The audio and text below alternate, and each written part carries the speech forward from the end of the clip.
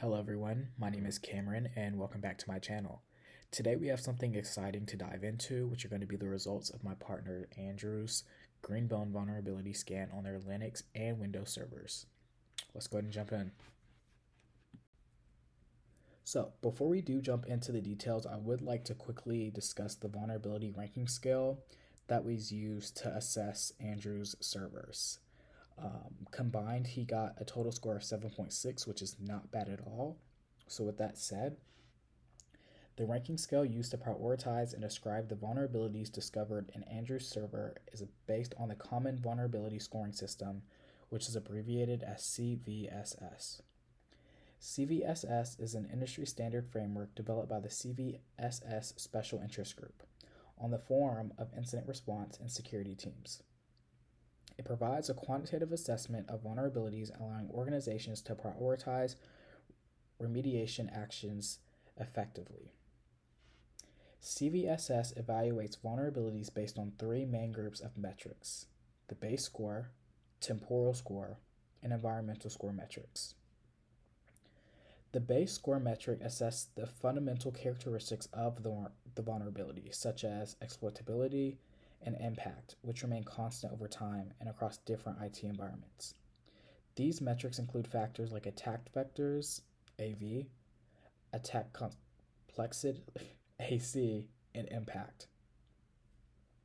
Temporal score metrics capture characteristics that may change over time but remain constant across different environments. For an example, this can be the deployment of a security patch by organizations that may affect the vulnerability score. And the environmental score metrics consider factors specific to the particular IT environment, such as the organization's ability to mitigate successful attacks or the criticality of the affected system within the infrastructure. Now, CVSS scores typically range from 0 to 10, with higher scores indicating greater severity. Severity levels are categorized as none, low, medium, high, and critical. These severity levels help organizations prioritize remediation efforts based on the potential impact of the vulnerabilities on their systems. In Andrew's case, the medium and low vulnerabilities identified on his Windows and Linux systems contribute to an overall CVSS score of 7.6. This score reflects the combined severity of the vulnerabilities discovered, allowing Andrew to prioritize remediation actions accordingly. By leveraging the CVSS framework, Andrew could effectively assess the criticality of his vulnerabilities, prioritize remediation efforts, and enhance the security posture of his IT infrastructure. Now, based on my expert opinion, I do believe Andrew's servers are configured to maintain a robust level of security. The utilization of the Common Vulnerability Scoring System in the assessment process ensures a comprehensive evaluation of vulnerabilities, allowing for prioritized remediation actions. Despite the identification of medium and low vulnerabilities, the overall security posture of Andrew's server appears to be adequately hardened.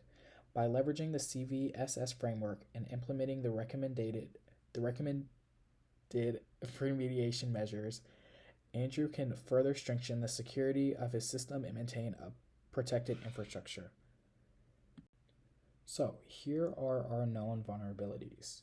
The assessment on Andrew's server uncovered a couple of vulnerabilities: one medium vulnerability on the Windows 2019 server and one low vulnerability on the Linux system. The medium risk involves SSL TLS cipher suites via HTTPS. The low vulnerability concerns RFC 1323 implementation, specifically TCP timestamps and uptime. Additionally, critical protocols like HTTPS, POP3S, SMTPS, IMAPs, and DNS were found closed or misconfigured. So just before we jump into the details, I would like to show a picture of the report so you guys can follow along. If you would like to pause the video, you can do that as well. So this is going to be the third page of the report. It's basically just telling us what's going on with Andrew's system. The summary at the top reads, this protocol accepts all SSL TLS cipher suites accepted by the service where attack vectors exist only on HTTP service. The vulnerability detection results just lets us know exactly where these vulnerabilities are.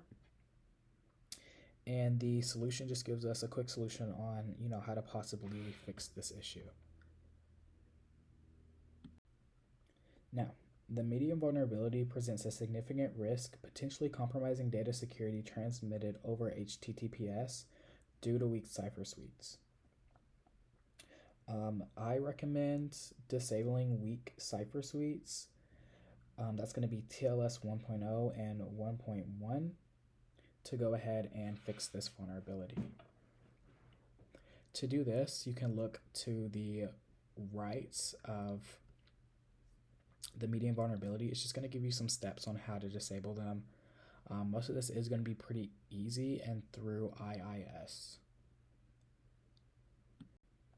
Now this is going to be the scan of the low vulnerability dealing with Andrew's Linux server. This just has something to do with the remote host implements TCP timestamps and therefore allows to compute uptime. So the low vulnerability relates to TCP timestamps and uptime. If left unsecured, malicious hackers could potentially glean information about the server's uptime and activity patterns. To mitigate the risks, we'll go ahead and simply disable TCP timestamps, and the directions to do that are right beside the one low vulnerability. Now, additionally, it's crucial to address the closed or improperly configured protocols that should be open.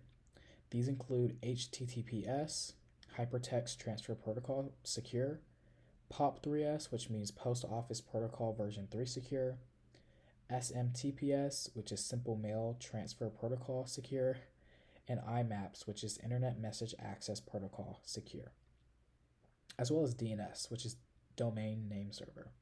But if you look to the image on the right, you can see the Nmap scan that I did perform on Andrew's machine, and some of those ports are showing closed with just 2 open, which should not be the case. Some of them should be open and some should be closed, and I believe there are a few missing as well. But I can go ahead and let you guys know how to configure those. So, HTTPS, which operates on port 443, facilitates secure connections via TLS encryption, safeguarding websites from unauthorized access to transmitted data. I recommend making some changes to Andrew's firewall rules to correct this issue if it's not showing up on the Nmap scans.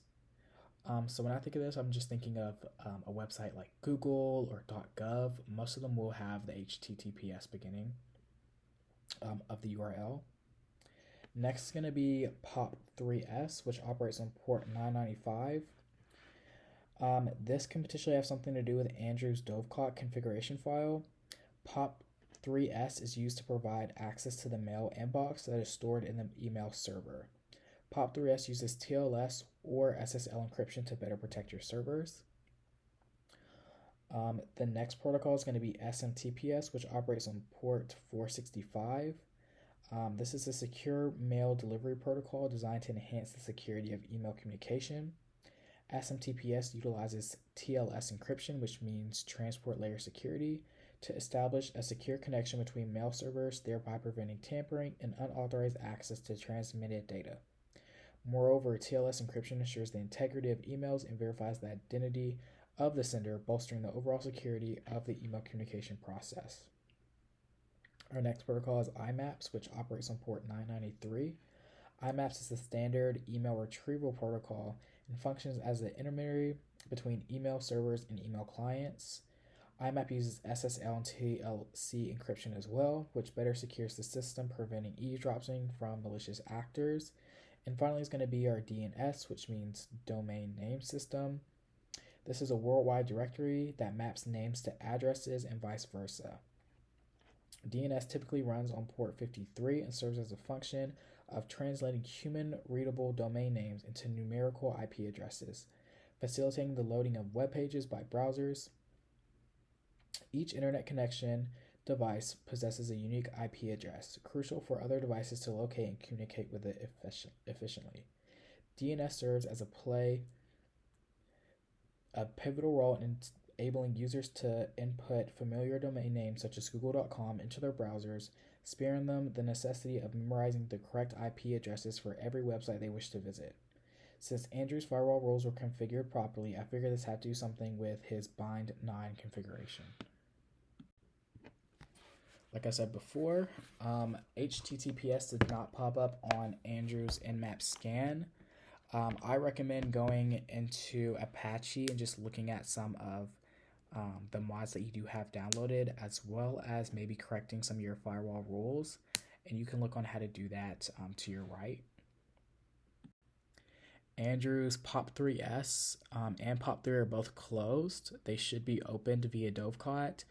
And to configure that, you can just look to the right, and those are your instructions for that configuration. SMTPS is next. SMTP should be closed, which is going to be port 25, and SMTPS should be open, which is going to be 465. To do this, you can go ahead and look to the right. Those are the instructions on how to configure that properly. I did want to also let you know you are going to have to make some changes to the postfix master configuration file. Next is just going to be our IMAPs. Now, IMAP operates on port 143. That should be closed. IMAPs should be open. And to correct this, you're also going to go into your Dovecot configuration file. And the instructions on how to do that are to the right.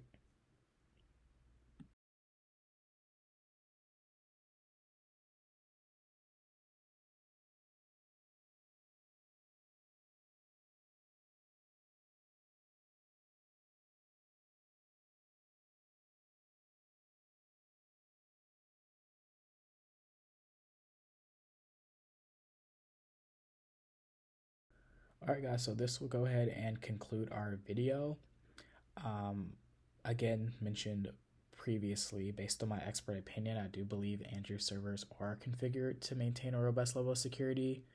The utilization of the CVSS score is very important and allowed me to give him some better recommendations on how to harden his server, with the Windows server being, or should be the most prioritized, since it is going to be giving us that medium score.